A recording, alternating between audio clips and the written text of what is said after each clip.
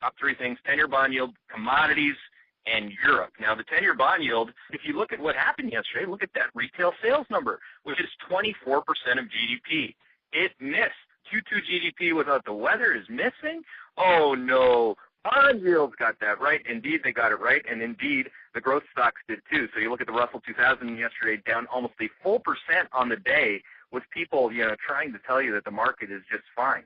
Isn't that fantastic? 257 on the 10-year bond yield, with the tail risk line completely on here, and again, that would be on to the upside for bonds and to the downside for growth and for bond yields, with 256 next support, but really intermediate-term trend support for the 10-year bond yield, all the way down at 220 to 230 on the 10-year bond yield.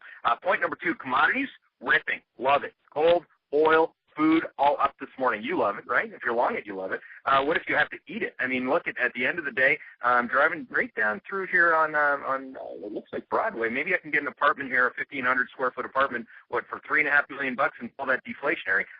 No, rent, food, oil, it's all going up, and in the face of that, the consumer slows. But you already know that because the data for both the first quarter at 0.1% GDP, the most recent April retail sales data, now confirm that.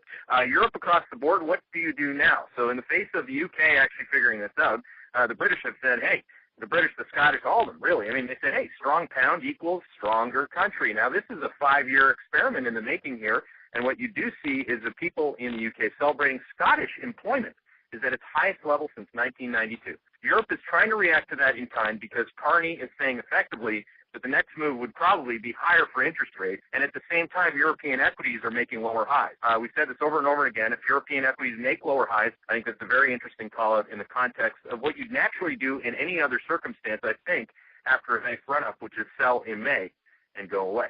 Those are your top three things.